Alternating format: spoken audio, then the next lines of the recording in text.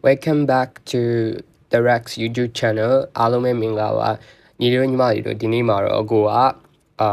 cartoon questions တွေကိုဘယ်လိုဖြေရမလဲဆိုတာကို questions တွေ၄ခုနဲ့ရှင်းပြသွားမှာဖြစ်ပါတယ်ဆိုတော့ဗီဒီယိုအဆုံးထိနေပေးကြပါအဲ့တော့ cartoon questions တွေဖြေဖို့အတွက် step တွေကဘာလဲဆိုရင်နံပါတ်1အချက်ကအရင်ဆုံးမေးခွန်းကိုအရင်ဖတ်မယ်ပေါ့နော်read the questions ပြီးရင်နံပါတ်2အချက်ကတော့ကိုတို့ဘာလုပ်ရမလဲဆိုရင်အောက်ကရွေးချယ်စရာတွေမကြည့်သေးနဲ့အောင်နံပါတ်2အချက်ကအရင်ဆုံး interpret that cartoon the picture ပေါ့နော်တော့ပေးထားတဲ့ပုံကိုကိုတို့အရင်ဆုံးကိုယ့်ရဲ့ရှိတဲ့ knowledge နဲ့ကိုယ့်ရဲ့ semi ဆက်ရာ knowledge နဲ့ကိုယ်ဖတ်ထားတာတွေကိုအသုံးချပြီးတော့မှဒီ cartoon ကိုကိုယ့်ဘာသာကိုနားလည်အောင်လုပ်ကြည့်မယ်ပြီးတော့ရင်တော့နံပါတ်3အချက်ကကိုတို့ဘာလုပ်မလဲဆိုရင်သူ့ရဲ့ကိုနားလဲတာတဲ့ဟာကိုပေါ့နော်ကိုထင်တဲ့ဒီ main idea ကိုကိုယ်စလုံးနဲ့ပြန်ပြီးတော့ရှာရေးမယ်main အဲ့တော့အဲ့ main idea ဒီသူပြောချင်တဲ့ main idea နဲ့တူချင်မှတူမယ် cartoonist ကဖော်ပြချင်တဲ့ဟာနဲ့တူချင်မှတူမယ်အဓိကအကိုတို့ကကိုနားလဲတယ်လို့မျိုးပြန်ပြီးတော့ရေးနိုင်ဖို့ပဲเนาะအဲ့ကိုနားလဲတယ်ပြန်ရေးလိုက်မယ်ပြန်ရေးလိုက်ပြီလို့ရှိရင်နံပါတ်4အနေနဲ့တော့အဲ့ဒီကိုနားလဲထားတဲ့ဟာနဲ့ဒီအောက်ကရွေးချယ်စရာ၄ခုနဲ့ပြန်ပြီးတော့ match လုပ်ကြည့်မယ်ပေါ့နော်အဲ့တော့ match လုပ်ကြည့်ရင်မှမတူတဲ့ဟာတွေကိုကိုတို့ဘာလုပ်လာလို့ရှိရင် eliminate လုပ်လို့ရတယ်နောက်ဆုံးကြံခဲ့တဲ့ဟာကိုမှကိုတို့ပြန်စဉ်းစားမယ်ပေါ့နော် okay အဲ့တော့match the choices ဆိုတော့အချက်၄ချက်ရှိရဲ့နံပါတ်1ကဘာလုပ်ရမလဲဆိုရင် questions ကိုဖတ်မယ်နံပါတ်2နဲ့ interpret that picture သူပေးထားတဲ့ cartoon ပဲဖြစ်ဖြစ်poster ပဲဖြစ်ဖြစ်ပေါ့နော်ဒီပုံတွေကို interpret လုပ်မယ်ပြီးရင်တော့ main idea ကိုကိုယ့်စလုံးနဲ့ကိုပြန်ရေးမယ်ပြီးတော့ရင်တော့အဲ့ဒီကိုယ့်ရဲ့ main idea နဲ့အောက်က choices တွေနဲ့ပြန်ပြီးတော့မှ match လုပ်ကြည့်မယ်ပေါ့နော်အဲ့နောက်ဆုံးတစ်ခုကကျတော့ optional ဖြစ်တယ်ဘာလို့လဲဆိုရင်သူကတစ်ခါလီကြားလို့ရှိရင်ဆောင်ပွဲမှာပေးထားတယ်တစ်ခါကျရင်မပေးထားဘူးပေါ့နော်အဲ့တော့နောက်ဆုံးတစ်ချက်ကတော့ပါလဲဆိုရင်သူပေးထားတဲ့ description ကိုdescription ကိုဘာပြန်လို့ရမလဲဆိုရင်ပြန်ဖတ်ပါပေါ့နော် description ကိုဖတ်ခိုင်းတယ်အဲ့တော့တစ်ခါလီကြောက်လို့ရှိရင်ကသူကပုံရဲ့အောက်နားလေးမှာဒီပုံကတော့ဘယ်သူကဆွဲထားတာပါဆိုတဲ့ဟာလေးပြောထားတတ်တယ်ပေါ့နော်တစ်ခါလီကြောက်လို့ရှိရင်သူရဲ့ခုနှစ်တက် grade လေးပါတတ်တယ်အဲ့တော့အဲ့ဒီခုနှစ်တက် grade တွေကိုကမှန်းဆပြီးတော့မှအဲ့ဟာ clue အနေနဲ့သုံးပြီးတော့ questions ကိုဖြေလို့ရပါတယ်ပေါ့နော်အဲ့တော့ဒီဟာဒီနီလန်းတွေကိုခဏထားလိုက်ပြီးတော့ကိုတို့ပုတ်စာကိုတကယ်အသုံးချကြည့်အောင်ပုတ်စာမှာပေါ့နော်အဲ့တော့number 1 questions ကဘာပြောလဲဆိုရင် which of these principles of American government can be seen in this cartoon နဲ့သူသိချင်တာက American government principle ရှိတယ်အဲ့ principle တွေကဘယ်တစ်ခုကိုဒီ cartoon မှာကိုတို့မြင်နိုင်တယ်လဲလေအဲ့တော့ okay နံပါတ်1ချက်ကတော့ပြီးသွားပြီ read the question ဆိုတဲ့ပိုင်းပြီးသွားပြီအဲ့တော့ပုံကြည့်ကြည့်အောင်ပုံကြည့်တဲ့အချိန်မှာပုံကဘာပြောလဲဆိုရင်ဒီမှာလူနှစ်ယောက်ကမတက်ရနေရယ်ပထမလူကြီးတယောက်ရဲ့ခေါင်းမှာဘာတင်ထားလဲဆိုရင် Congress ဆိုတာတင်ထားတယ်ဒုတိယလူကြီးတယောက်ကခေါင်းပုံမှာ Truman ဆိုပြီးတော့ရေးထားရပါတော့ပြောချင်တဲ့သူကဒီဘက်ကအဖိုးကြီးက Congress ကိုကိုစားပြုပြီးဟိုဘက်ကလူကြီးကတော့ Truman ဆိုတဲ့သူပေါ့နော် okay အဲ့ဒီနေရာမှာတမရတွေကဘေးတမရတွေကိုတည်ထားရမလဲဆိုတဲ့ questions ကအရေးပါလာအဲ့တော့ကိုကဒီနေရာမှာ Truman ကိုတမရလို့ဒါတမရလို့မတိထားဘူးဆိုရင်ကိုယ့်အတွက်နည်းနည်းအခက်တွေ့လိမ့်မယ်နော်အဲ့တော့တခါလေကြောက်လို့ရှိရင်ကိုကလူတယောက်ကိုအဲ့လူတယောက်ကို status တစ်ခုနဲ့တွဲမှတ်ထားမိရဆိုရင်ကိုယ့်ရဲ့ exam မှာအရင်အထောက်ကူပြုရပေါ့နော်အဲ့တော့တမရရဲ့အကုန်လုံးတည်နေရမှာလားဆိုရင်အကုန်လုံးတည်နေစီရတော့မလိုဘူးဒါပေမဲ့ကိုကဒီတချို့သောသူတွေပေါ့နော်အရေးကြီးတဲ့သူတွေရဲ့ status ကိုတော့ကိုကတည်ထားမယ်ဆိုရင်ကိုယ့်ရဲ့ different question type big question type မှာပဲမဆိုလာတဲ့အချိန်ကျရင်ကိုကအဲ့လူရဲ့ status ကိုကြည့်ပြီးတော့မှန်းစာဖြေလို့ရရပါတော့အဲ့တော့ဒီ question ပြန်သွားရအောင်အဲ့တော့ဒီမှာဆိုရင်ကိုတို့ Congress ဆိုတဲ့လူကြီးရှိတယ်ပြီးရင် Truman ဆိုတဲ့သူကြီးတယောက်ရှိတယ် Truman ကိုရဲ့ knowledge အရာ Truman ဒီတမရဆိုတာကိုတည်ထားတယ် okay အဲ့တော့မှ Congress ကဘာပြောလဲဆိုရင် let me your FBI နဲ့FBI ကိုငါ့ကိုငှားပါလားတဲ့မင်းရဲ့ FBI ကိုငါ့ကိုငှားပါလားဆိုတော့အဲ့ဒီမှာပထမတစ်ချက်ကိုတို့တည်သွားပါလဲဆိုရင် Congress က FBI သူ့မှာမရှိဘူးသူ့မှာမရှိလို့သူကဘာသွားလောက်တာဆိုရင်သူများရှိကသွားငားတာ okay အဲ့တော့သူများရှိကသွားငားဆိုတော့အဲ့မှာ Truman ကဘာပြန်ပြောလဲဆိုရင် no and stayed on your side of the fence ကိုရဲ့ chance ယူပတ်မှာပဲကိုနေလက်မငားနိုင်ဘူးလက် okay အဲ့တော့နည်းနည်းရုပ်လုံးအောင်ပေါ်လိုက် chance ယူတစ်ခုကအလဲမှာရှိရဲဟိုဘက်မှာ executive ဆိုတဲ့စလုံးတစ်လုံးတွေ့ရဒီဘက်မှာ legislative ဆိုတဲ့ဟာတွေ့ရ Congress က legislative ဘက်မှာမရှိနေအဲ့တော့ executive ဘက်ကိုသွားပြီးတော့ပြောလဲဆိုရင်ငါ့ကို FBI နေငှားပါလားလေအဲ့တော့ FBI ကိုမသိရင်လည်းရအဲ့ဒါပေမဲ့ FBI ကဒီ Federal Bureau of Investigations ပေါ့နော်ဒါ department agency တခုပေါ့နော်ဒီ executive government agency တခုသူကအဲ့ဒီအောင်တုံးကျင်လို့ Truman စီကနေသွားငှားရဲဒါပေမဲ့ Truman ကမငှားနိုင်ဘူးကိုဘက်ချမ်းမှာပဲကိုနေလို့သူကပြန်ပြောလိုက်တယ်ဆိုတော့အကိုနားလဲတဲ့လောက်ပေါ့နော်ဒီဟာကိုပြန်ပြီးတော့မှရေးကြည့်မယ်အဲ့တော့မြန်မာလိုပြောကြည့်မယ်ဆိုရင် Congress ကဒီ FBI ဆိုတဲ့ power ကိုတုံးလို့မရဘူးဘာလို့တုံးလို့မရလဲဆိုရင် legislative branch ကဒီ power legislative branch ကမပိုင်လို့เนาะအဲ့လိုမျိုးကိုပြန်ရေးလိုက်မယ် okay ဆိုတော့ wait Congress cannot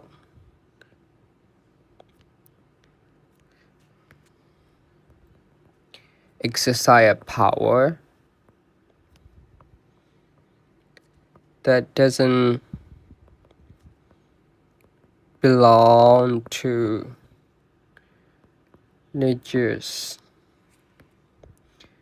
legislative branch okay ဒါတော့ကိုတို့ရဲ့ main idea ကိုရသွားပြီပေါ့နော်အဲ့တော့မိကုန်းလည်းဖတ်ပြီး pictures ကိုလည်း interpret လုပ်ပြီး cartoon လည်း interpret လုပ်ပြီးကိုယ့်ရဲ့ idea ကိုလည်းရှာရပြီးအဲ့တော့ choice တွေနဲ့ match လုပ်ကြည့်တော့မယ်ပေါ့နော်အဲ့တော့ပထမ number 1 choice ကဘာပြောလဲဆိုရင် popular sovereignty ကိုတခြားအနေနဲ့ဘယ်လိုပြန်ရေးလို့ရလဲဆိုရင် well of people လို့ရေးလို့ရတယ်ပေါ့နော်popular sovereignty ဆိုတဲ့အဓိပ္ပာယ်က government တစ်ခုကပြည်သူတွေရဲ့စံသားနဲ့ပဲအုပ်ချုပ်လို့ရတယ်ပေါ့နော်ဒါကို popular sovereignty လို့ခေါ်တယ်အဲ့တော့ federalism ကကြတော့ဘယ်လိုပြောမလဲဆိုရင်central government နဲ့ state government နဲ့ကိုခွဲထားတာကို federalism လို့ခေါ်တယ်အဲ့တော့separation between central and state government ပေါ့နော် check and balance ကကြတော့ကိုဒီ government တွေကတယောက်နဲ့တယောက်နဲ့mutually control လုပ်ကြတယ်တယောက်က power abuse လုပ်တော့မယ်ဆိုရင်တခြား branch ကနေပြီးလာပြီးတော့မှသွားပြီးထိန်းပေးတာသွားပြီး limit သွားလုပ်တာမျိုးပေါ့နော်သွားပြီး check လုပ်တာမျိုးဒါကိုကို check and balance လို့ခေါ်တယ်ဒါကိုကြတော့ကို mutual control of branch လို့ရေးလိုက်နံပါတ်3ကကြတော့ပါလဲဆိုရင် separation of power ဆိုတာက basically power တွေကို distribute လုပ်ထားတဲ့ branch တွေတစ်ခုနဲ့သူတို့မှာကိုယ်ပိုင် power တွေရှိတယ်ဒါကို separation of power လို့ခေါ်ရပါတော့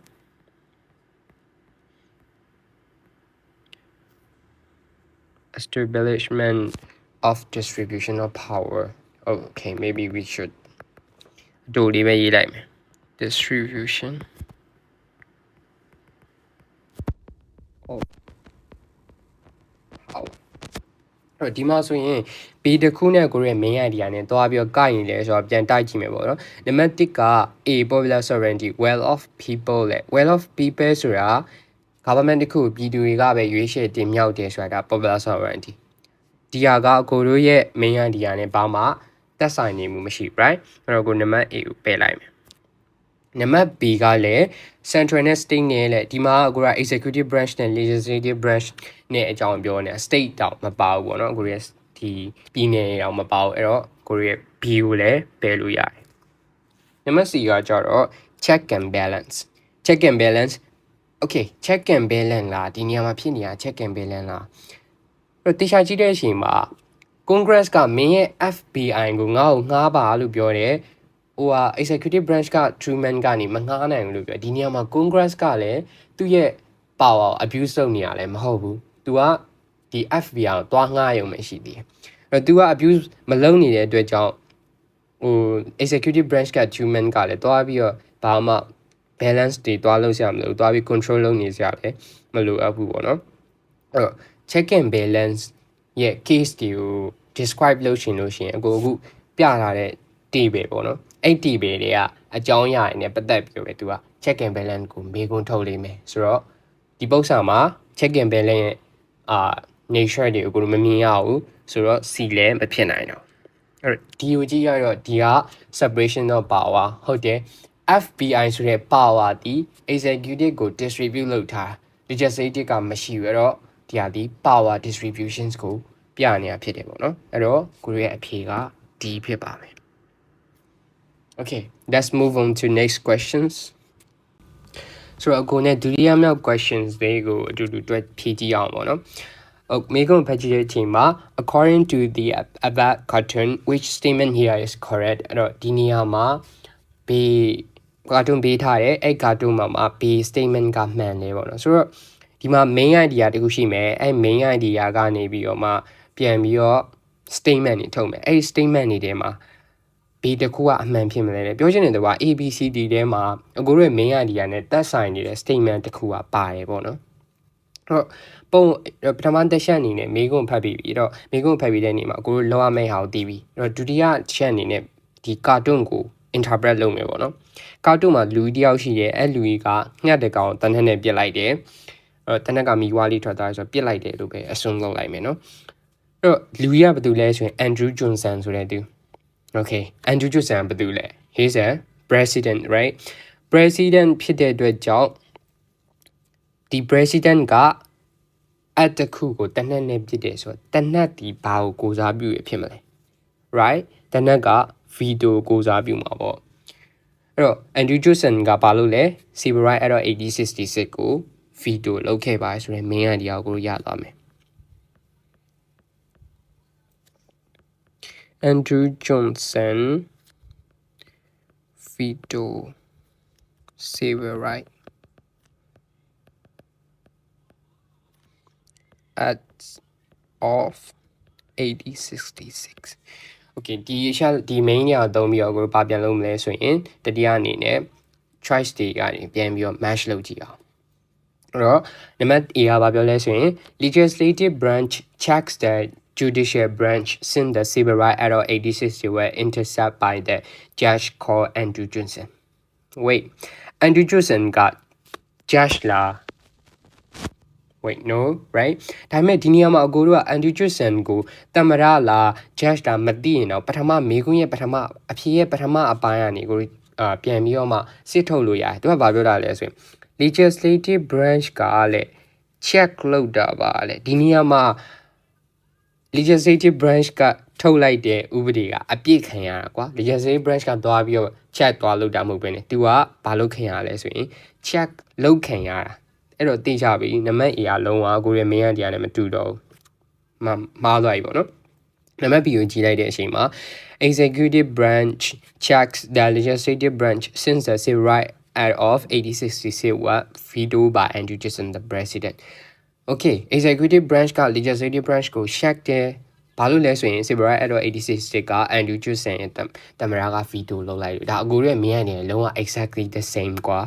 ဒါပေမဲ့တခြားအဖြေတွေကိုထပ်ကြည့်အောင် judicial branch ကလည်း legislative branch ကို check လုပ်ပါတယ်ဘာလို့လဲဆိုရင် civil rights act of 1866က federal judge တွေကနေပြီးတော့မှ unconstitution ဖြစ်ပါတယ်လို့ပြောလိုက်လို့လေ Okay maybe this can be happen ဒါလည်းဖြစ်ကောင်းဖြစ်နိုင်တယ်ဒါပေမဲ့အကိုရဲ့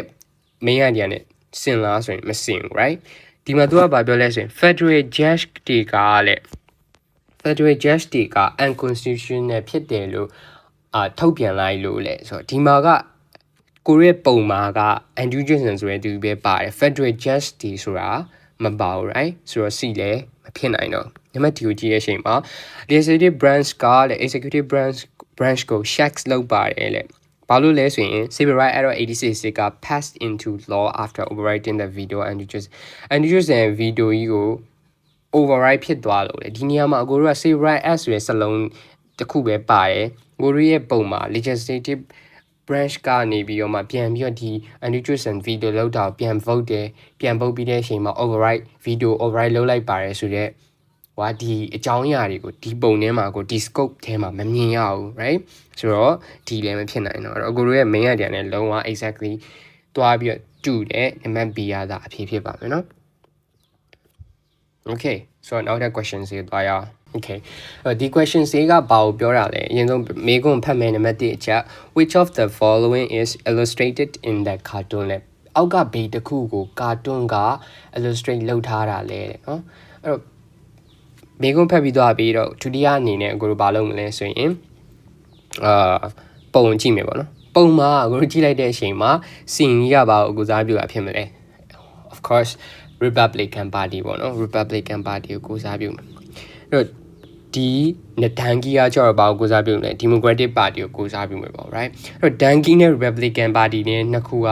ကြောင် fight နေကြတယ်ဘာအတွက်လဲ the road to 270လဲ270ရဖို့အတွက်သူတို့တိုက်ကြ270ဆိုတာဘာလဲ270ဆိုတာ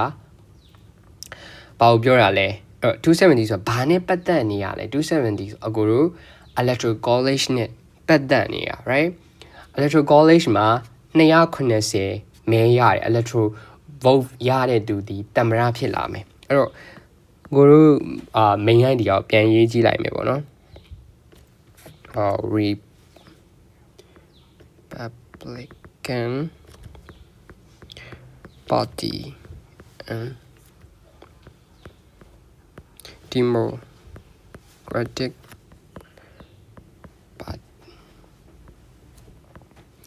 Democratic Party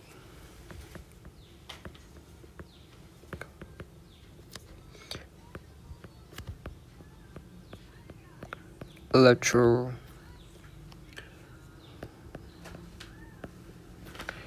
vote in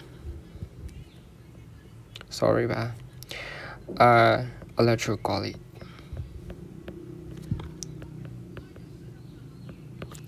ဒီမှာဆိုရင်ကိုတို့ main idea ပြန်ရေးလိုက်တဲ့အချိန်မှာ Republican Party နဲ့ Democratic Party က electoral college မှာ vote 290ရဖို့အတွက် compete လုပ်နေကြတယ်ပေါ့နော်တတိယမြောက်ချက်ပြီးသွားပြီဆိုတော့ကိုဆုံးရမြောက်ဖြစ်တဲ့ဒီ choices ပြန်ပြီးတော့ match လုပ်ကြည့်မယ်နံပါတ်အရ electoral college လက် wait electoral college အကြောင်းပဲပုံကပြောနေတာဆိုတော့နံပါတ် A ကဖြစ်နိုင်တယ်ဒါပေမဲ့နံပါတ် B ကိုကြည့်မယ် popular vote တဲ့ okay ကိုရဒီမှာဘာမြင်နေရလဲဆိုရင်နောက်က state တွေနောက်က United States မြေပုံကြီးမြင်ရတယ်ကွာ right United States မြေပုံကြီးမြင်ရတဲ့အတွက်ကြောင့်သူတို့ကဒီမှာအယောင်နေလဲခြေထားရဲဆိုတော့ဒီဟာဒီ elections ကာလမှာဒီပြည်နယ်ကတော့ popular vote မှာပါတီကနိုင်သွားပါတယ်ဒါကို portray လုပ်တဲ့ပုံဖြစ်နိုင်တယ်ကွာ popular vote နဲ့ဆိုင်ဒါပေမဲ့ရှိမှသူက the road to 270ဆိုတဲ့စက်လုံးညာအကြီးရေးထားဖြစ်တဲ့အတွက်ကြောင့် A နဲ့ B ကိုလေးချိန်ကြည့်မယ်ဆိုရင် A ကပို့ပြီးအလေးတာမှာပေါ့ right ဆိုတော့ B ကမဖြစ်နိုင်တော့အဲ့ C ကိုကြည့်တဲ့အချိန်မှာ Republican Party လက် Republican Party ဆိုရဲစလုံးတစ်ခုတည်းကိုပဲပြောမယ်ဆိုရင်ကိုတို့ရဲ့ main idea တစ်ခုလုံးကို cover မဖြစ်တော့ right cover မဖြစ်တော့အဲ့တော့ဒါတစ်စိမ့်တစ်ပိုင်းကိုပဲကိုပြောထားဖြစ်တဲ့အတွက်ကြောင့် Republican Party ကလည်းဖြစ်နိုင်တော့အဲ့တော့ဒီကိုကြည့်တဲ့အချိန်မှာ disputes between two party နှစ်ခုက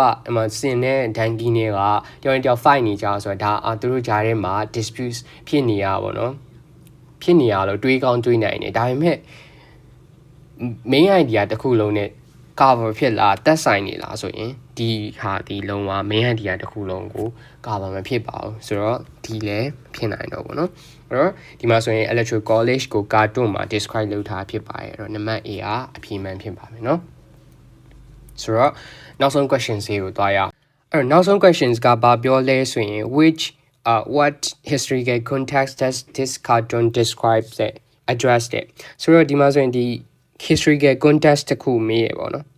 အပေါ်မှာတော့ကျွန်တော်ကိုပထမတစ်ချက်အနေနဲ့ Bay principle ကိုမေးဖော်ပြလဲဆိုရယ် questions ဖြေခဲ့တယ်ဒုတိယအနေနဲ့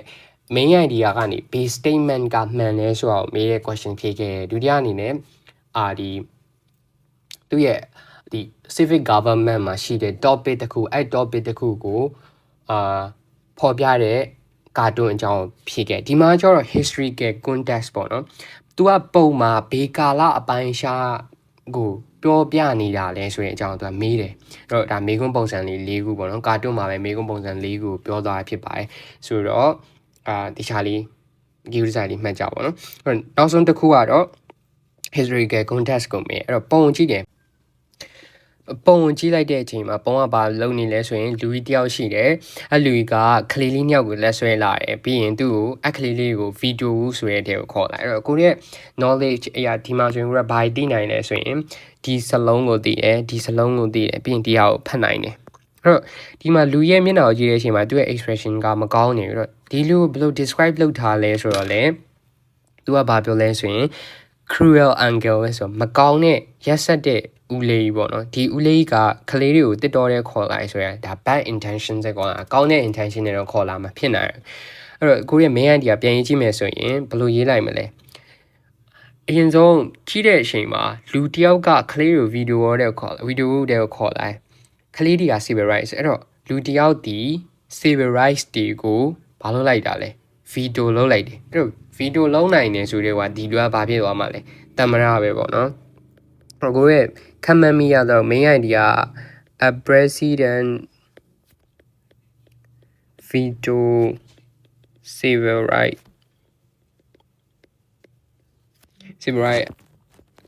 ပေါ့နော်တမရတယောက်က civil right act ကို veto လုပ်လိုက်တယ်ဆိုရင်main idea ကိုရတယ်ပေါ့နော်ဟိုတော့တတိအတောက်ဆုံးချက်အနေနဲ့ကိုတို့match လုပ်ကြည့်အောင် constructions era policy following the civil war လေ civil war ကာလနောက်မှာဖြစ်တဲ့ reconstructions era policy အကြောင်းပြောထားတာပါလေအဲ့တော့ okay civil rights act ကလည်း reconstructions era က policy တွေကတစ်စိတ်တစ်ပိုင်းပဲအဲ့တော့တေချာကြည့်ကြည့်မယ်ဆိုရင်ကိုက reconstruction era ဆိုတာဘယ်မှာစရလဲဆိုရင် civil war ပြီးတဲ့နောက်မှာသူတို့ဒီပြည်တွင်းစစ်ပေါ့နော်ပြည်တွင်းစစ်ပြီးတဲ့နောက်မှာစပြီးဖြစ်တဲ့ era တခု reconstruction era ပေါ့နော်အဲ့တော့ civil rights တွေကလည်းဒီ reconstruction era မှာပဲသူတို့ကပြန်ပြီးတော့တချိန်တည်းဟိုသူတို့ထောင်တက်လာပေါ့နော်အရင်ကကျတော့သူတို့ကဒီ oppress ဆုတ်ခံထားရတယ် slave state မှာပဲရှိသေးတဲ့အတွက်ကြောင့်ပေါ့နော်ဒါပေမဲ့ဒီ civil war ပြီးတဲ့နောက်မှာသူတို့က slavery ကနေလွတ်မြောက်သွားကြတယ်လွတ်မြောက်သွားပြီးတော့မှဒီသူတို့ရဲ့ကိုယ်ပိုင် citizen rights အတေအတွက်သူတို့တိုက်ပွဲဝင်ကြတယ်ဒီကာလက reconstruction era ကာလ civil rights တွေနဲ့ပတ်သက်နေတဲ့ကာလပေါ့နော်အဲ့တော့ historical context အရာနံပါတ် A ဒီဖြစ်နိုင်ခြေရှိတယ်နံပါတ် B ကိုကြည့်မယ် abolition of slavery during the civil war လေ civil war ကာလမှာလေ slavery ကိုတိုက်ဖြတ်တာလေ slavery ကိုဖျက်သိမ်းလိုက်တာလေဒီမှာတမရက civil right ကို veto လုပ်တယ်ဆိုတဲ့အဓိပ္ပာယ်လူတိုင်းကို equal right မပေးနိုင်ဘူးလို့ပြောချင်တဲ့သဘောပဲအဲ့တော့ B နဲ့ဘာဖြစ်နေလဲစန့်ကျင်ဘက်အဲ့တော့ B မှာဆိုရင်တမရကအကောင်းလုပ်နေရအခုရဲ့ main idea မှာတမရကမကောင်းတာလုပ်နေရ right အဲ့တော့ဒီမှာဆိုရင်နှစ်ခုက contrast ဖြစ်နေအဲ့တော့ B ကလုံးဝမဖြစ်နိုင်တော့ CO ကြည့်တဲ့အချိန်မှာ establishment of Jim Crow laws in the south အပေါ်ကအကိုရဲ့တမရကလည်း negative အောက်ကလည်း establishment Jim Crow laws in the south ကလည်း negative ပဲဒါပေမဲ့ Jim Crow law တွေဒီတမရနဲ့သက်ဆိုင်တာဆိုရင်တမရနဲ့မသက်ဆိုင် right Jim Crow law တွေကသူတို့ရဲ့ south မှာသူတို့ကိုယ်ပိုင်ထုတ်တဲ့ Jim Crow law တွေက local law တွေပေါ့နော် local ကနေထုတ်တဲ့ law federal နဲ့မဆိုင်ဘူးဆိုတော့ကိုရဲ့ main idea နဲ့သက်ဆိုင်မှုမရှိဘူးနံပါတ် C လေနံပါတ် D ကတော့လုံးဝမဖြစ်နိုင်ဘူးနော် US Constitution ဆိုတာလုံးဝတော့1980လောက်မှာဖြစ်တဲ့ကိစ္စဆိုတော့ကိုတို့ရဲ့ history က context နဲ့လုံးဝမသက်ဆိုင်တော့เนาะမှန်တဲ့ history context ဒီနံပါတ် A ဖြစ်ပါမယ်ပေါ့နော်ဆိုတော့ဒီနေ့မှာအခုက questions တွေ cartoon questions တွေ၄ခုဖြေပြသွားဖြစ်ပါတယ်ဆိုတော့မြင်တဲ့အတိုင်းပဲကိုတို့မှာမေကွန်းကအခုလောက်ထားတဲ့ file တွေမှာပေါ့နော်မေကွန်း10ခုရှိရယ်တခြား questions တွေကိုဖြေချင်နေဆိုရင်အခုကိုပြထားတဲ့ Telegram username က student affair ကိုလာပြီးတော့ request လုပ်လို့ရပါတယ်မေကွန်း file လေးပေးလို့ရမလားပေါ့နော်ဆိုတော့ that's it for today ပါ next video မှာပြန်ပြီးတော့တွေ့ကြပါမယ်အားလုံးကျေးဇူးပါ